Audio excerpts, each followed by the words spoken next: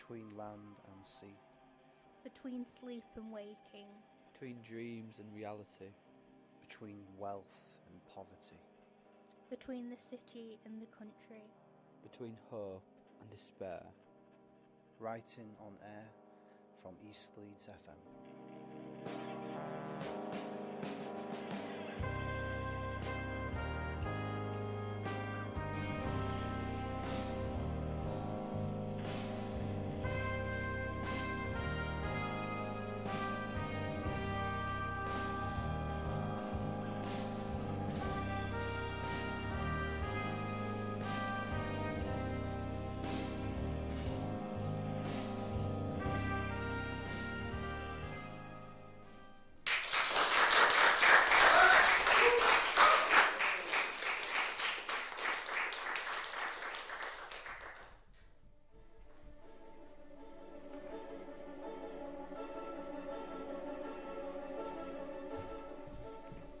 My view from here, I liked it in lockdown.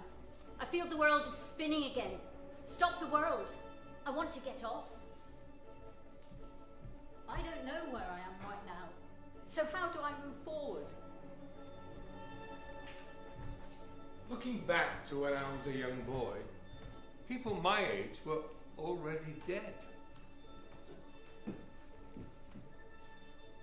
2 years ago, Tammy taught me to dance, and Liz taught me to sing. What is my view from here? Well, let's start with what makes me angry. How long have you got? I'm content quite right now. Well, why wouldn't I be? I've become invisible, and I don't know when it happened.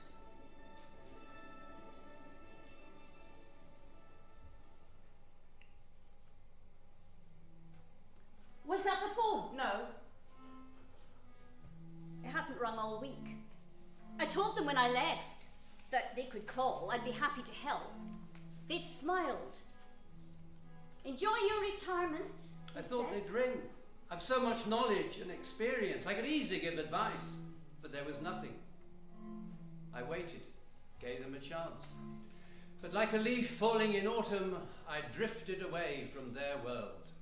I was gone. The children need me, of course. Having to work late, can you pick up the kids? Waiting at the school gates with the young mums. It's mostly mums. A glance, a nod protects a smile, then a return to their chattering like sparrows in a hedge. The children come running, full of tales and laughter, as we head across the park and home for tea of fish finger and oven chips. And they ask, "Is there cake, Grandpa?" I didn't want to be called Grandma. It sounds so old. But I'm Grandma anyway. There it is. And old. I don't feel old. The face I see in the mirror is not the face that I hold in my mind. I stopped looking in mirrors. The children grow so quickly. Where does the time go? I still collect them from school sometimes, but they don't run to me anymore. They're playing with their friends. We don't make tents or build spaceships out of the furniture now, or spend an hour in the kitchen making gingerbread. They have their tablets and their phones, they have their games. I still cook fish fingers. A family get-together. My children, their children, and the first of a new generation. I stand for a moment in the shadows in the hall. Is there a place for me here? I've become an extra in the story of their lives. Where once I was a main character, I'm now like the innkeeper, the bit part player that keeps the adventure flowing. I'm fading. I am here, but no one sees me. They see an old lady, not me. I want to shout at them, "Don't dismiss me!" and to tell them I can still think, still have opinions, still contribute. My body has aged. My thoughts don't. I'm in the hall. I'm late. Where are my keys? They were here just now. Why can I not see my keys? I'm getting so late. Where are my effing keys? Jesus effing asterisk asterisk. Well, I'm not a Christian and I don't believe in God, so what does it matter what I say? But then I think of this fellow in a film saying, don't get angry because it makes you look stupid. But more than that, much more than that, it's the loss of control. For a moment or two at least, my loss of control is absolutely total, and that doesn't feel right, even when I'm on my own. I'm allowing something from the sewers of the mind to crawl up all over me, and I'm stinking of it. I need to put it down.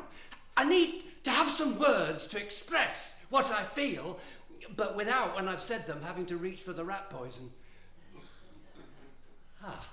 Maybe there are some words which I could say which aren't swear words, but because the sounds are so expressive, because of the energy involved in saying them, spitting them out, I could unbottle my anger in a less obnoxious way. Maybe something in Italian. I can't find my keys. Che giornataccia. What a terrible day. Oh, I spilt some coffee on my desk. Graziato. Clumsy. Or maybe, if I'm being pathetic yet again, something in Russian. Razmaznya yunini. Or maybe something which sounds like a swear word because it begins with F, but then it isn't. F, which is French for egg, but also for a silly person. Yes, maybe something comic to help diffuse the anger, tease the emotion, make me realize that when I am angry, I do look stupid. I must have some words which help me relax and laugh at myself. Yes, I asterisk must.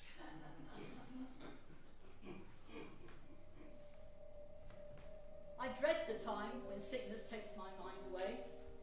Who will I be then? I dread the time that any one of my family is hurt.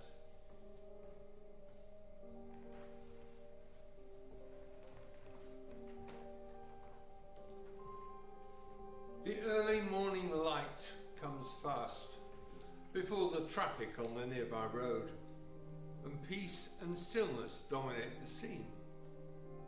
The air is cool, but then at last a single bird cries out from where it strode not long before, or maybe in between.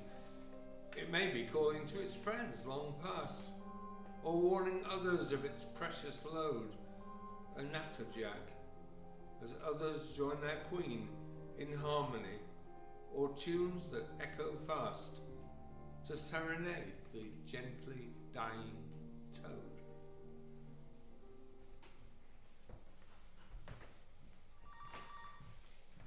This is my nemesis, the mobile phone. This is the icon of everydayness that almost everybody in the world uses, from children to kids to adults, teenagers, us, people who should know better. And what is this mobile phone? Well, it's everything, isn't it? It's a camera, a photo album, it's a notebook, it's got texts, emails, the weather, you can get the news, you can get the internet, you can get an encyclopedia, you can get a calculator, you can use it as a recorder, reminders, alarms, address book, phone book, diary, library, filing cabinet, radio, TV, clock, fitness tool, payment card, bank. Basically, it's your life. Well, I'm just really fed up with this thing. I'm fed up with it taking over my life. Instead of making me feel connected with people, it actually has the opposite effect. I don't know whether I'm coming or going. Contacting people by WhatsApp or text or email, what's that about? Emails. What about letters? Wasn't it great when we used to get letters? You just send an email now, tick, tick, tick, tick, tick, tick, tick, whoosh, there it goes, and it is received immediately. And what about happened to postcards? You go away, well, when we used to be able to go away, and you think to yourself, well, I better go and buy some postcards. And then you think, well, I need to get some stamps. Well, I won't bother doing that, will I? Because actually I can send a WhatsApp, or I can do some FaceTime, or I can just actually send an email, or I can do a WhatsApp. Everything's great. We're having a marvellous time. The weather's fantastic. Wish you were here. Seriously? What about WhatsApp groups? How many WhatsApp groups do I belong to? 1, 2, 3, 4, 5, 6, 7. Well, I'm already on both hands. And what happens when you actually do the WhatsApp group, you've got to be very careful, because there's 2 little blue ticks that come up to show that you've actually read the message, and if you don't actually respond immediately, well, that's a little bit rude, isn't it? It's just so in the moment. I don't understand Instagram, I don't understand Twitter, and I don't want to. FaceTime, no, absolutely not. And this just makes the whole world go fast and faster and faster, doesn't it? It's like spinning round and we've got no control over it. Whoosh, bing! See? There it goes again. But I'm not answering that.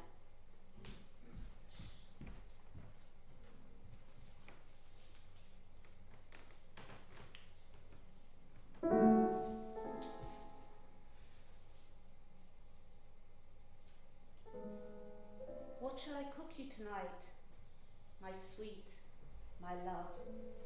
Some pasta, a steak, an omelette, covered with a sprinkle of poison. What shall I cook you tonight, my dear, my darling? A hamburger, some noodles, laden with crushed glass.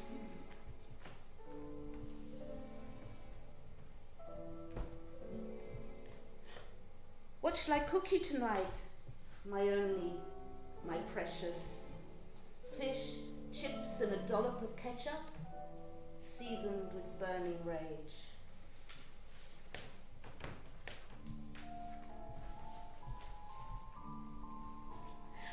What shall I cook you tonight, my sweetheart, my honey? Some jelly, ice cream, or angel delight, swirled with misery. What shall I cook you tonight, my beloved, my special one? A pan full of spiced hatred carved from smashed plates.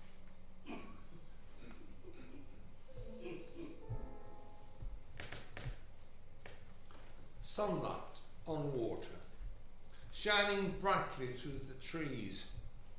No one to see it.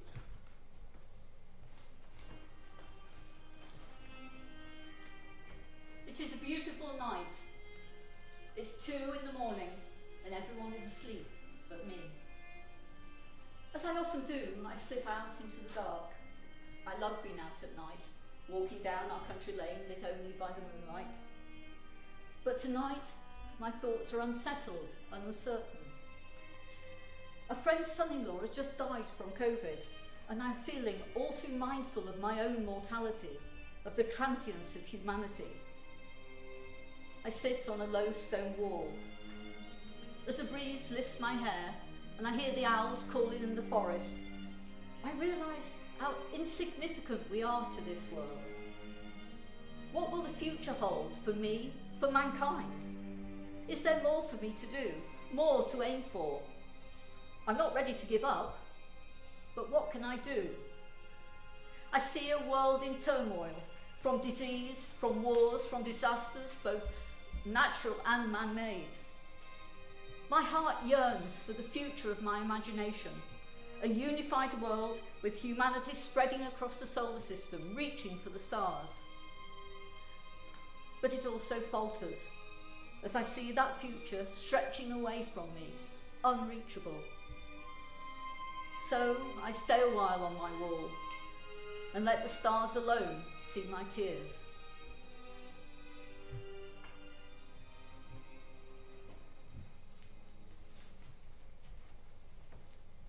In our living, there are 4 stages of life.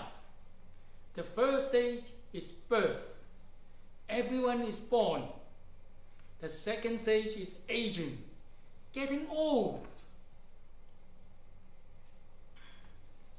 And then getting old, sickness comes. And finally, death. One cannot escape these 4 stages.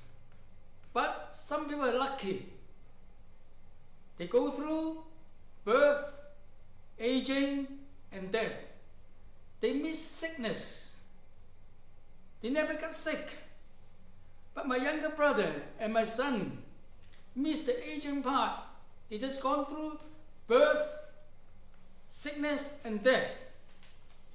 And I have to bury them. I have to bury my younger brother when I was 15. And then at the age of 35, I have to bury my son. My wife never forgive me for not grieving when our son pass away. To me, death is a part of the process we have to go through, and we can't miss it. So we have to celebrate our life, no matter what story we got, whether it's a good one or bad one. We have to celebrate.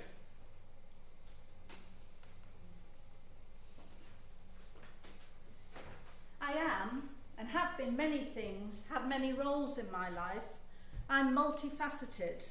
A child to my parents, a sister to my siblings. Maybe a disinterested scholar, but a fine athlete and a good team player. Sometimes a heartbreaker, but always a loyal friend. A good listener, keeper of secrets, mender of broken hearts.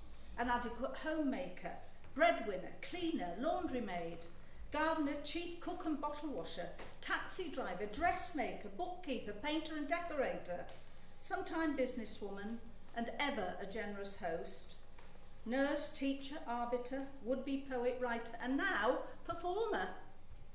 Walker, camper, traveller, and ever ready for an adventure. All these skills, they have to mean something. They should not go to waste. Someone evermore in this life will see. Time has made a change in me. Time has made a change in the old home place. Time has made a change in each smiling face. And I know my friends can plainly see. Time has made a change in me.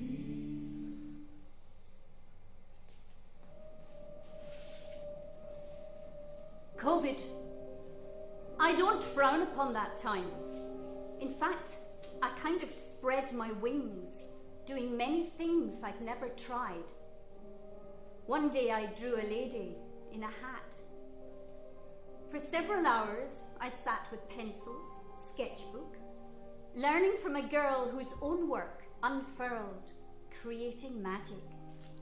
Without her I was lost, and it cost me nothing but my time. Each day in lockdown, home alone, I felt sublime when something clicked through being transfixed on learning something new.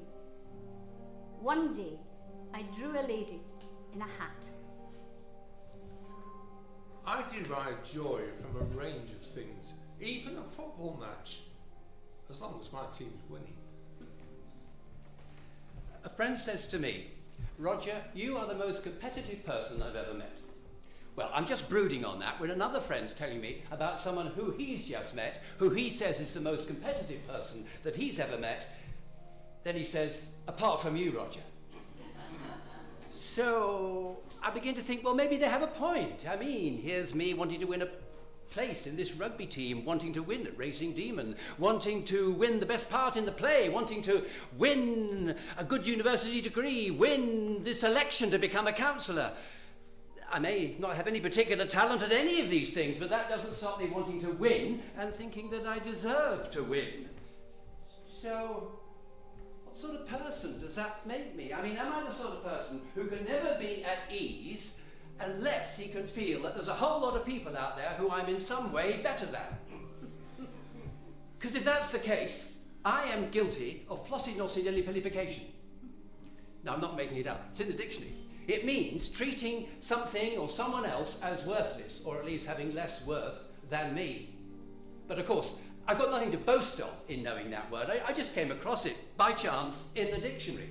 But in any case, nowadays, I wouldn't boast about anything like that because I'm not competitive in that way anymore. I'm too mature. Probably more mature than you. No, I don't mean that. No, I don't mean that. Really, I don't think in that way at all because I'm growing up. Faster than you, I bet. No, really, I'm not competitive in that way at all anymore. I don't think like that at all anymore because I'm growing up. I am. I hope.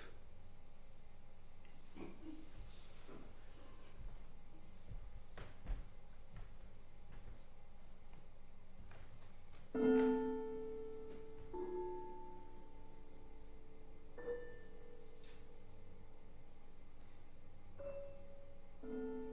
breathe in and out. Feel my lungs expand. Exhale. Over and over.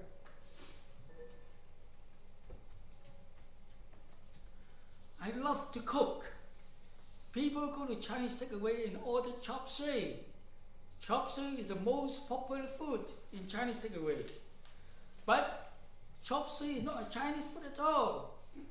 Chop suey means all the leftover are mixed together and cooked. It comes from America. The Chinese went there as a cook or chef or laundryman, and they cook all the leftover and eat them. But I prefer to cook proper Chinese food. For instance, for tea, I cook some goose wing with yam and finish with pasta twist. The goose wings are left over from last week's roast. And I like steaming as well. For instance, you cook fish and chips frying, but I steam the fish and sprinkle it with sliced spring onion and ginger. And finally, pour very hot oil and light soy sauce onto it. Today, the kitchen is filled with the yeasty smell of bread. And like the Bisto boy, Phil wanders in from his workshop in the garden. Bread for Phil is like truffle for a pig. He raises his eyebrows in gentle inquiry. I nod, he smiles. We're both looking forward to a lunch of warm bread and homemade wild garlic pesto. Completing these ordinary domestic tasks restores my equilibrium. I am at peace in this strange, socially isolated world. I am in my kitchen, my haven. All my life, from my earliest memories, I have wanted to go to space. The space race of the 1960s, together with a liberal helping of science fiction, was my constant inspiration. My dream took me to university and beyond, to the role of experimental space physicist, which at least enabled me to work in the space-related field, Britain not having a manned space programme. Getting to space has been the constant desire of my life, and I've reached for any opportunity, however remote. There is now a plan to send 100,000 starships to Mars, starting in the not-too-distant future. Each one will carry over 100 people, and I hope that somehow I can be one of them. I'll never stop dreaming about going to space, never give up trying, for that is where I belong.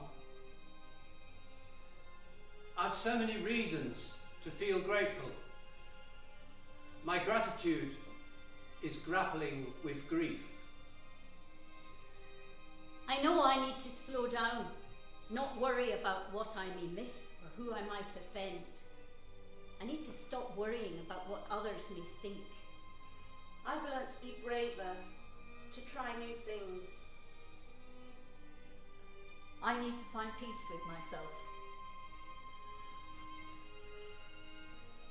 I want to keep on learning. The first time ever I saw your face, I was in mid-sentence. I can't tell you what the sentence was or how far it had reached. I cannot say to whom it was addressed, or why my eye was drawn away from him or her to you. But when it was, I was transfixed. And when my eye caught yours, I knew I had to meet you, talk to you, touch you, love you. And so I did. And I do.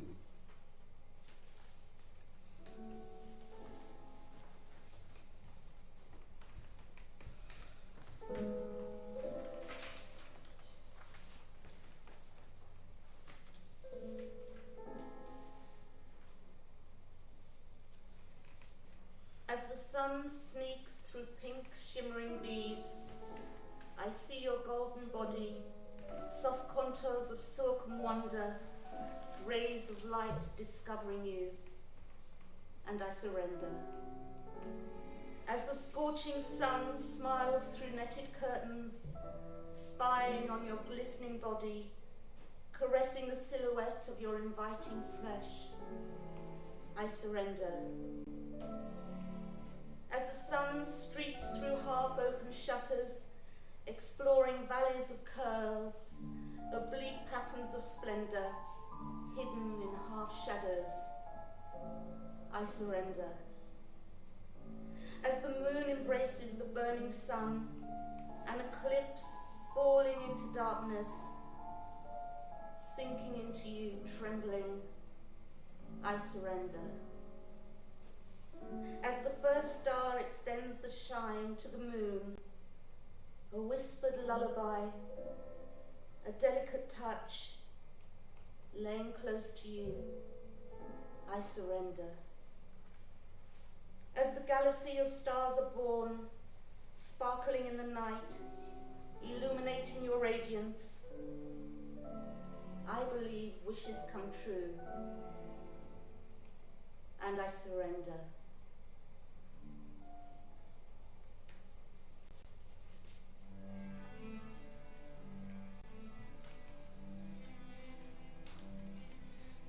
Contentment.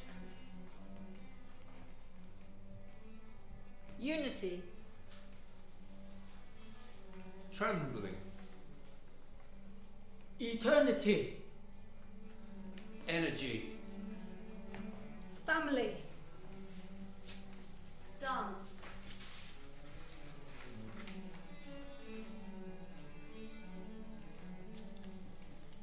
My life can't be what it was, but it can be better as I pick up the pieces of my unlocked life.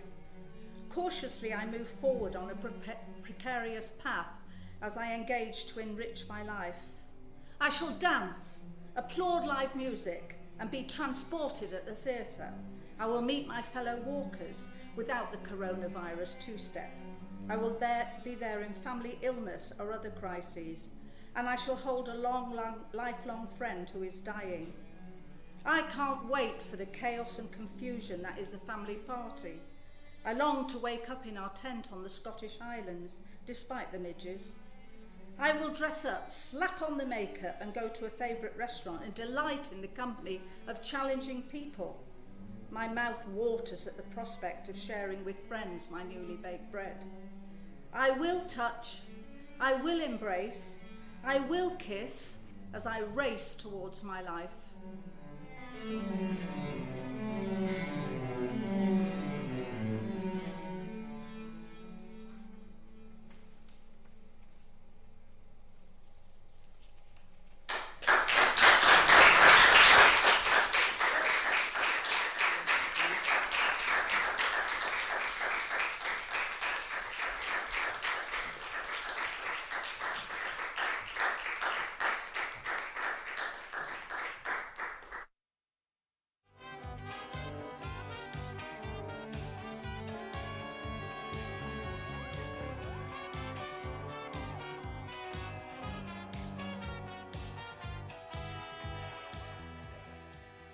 Words, you want words and writing on air. Writing on Air from East Leeds FM.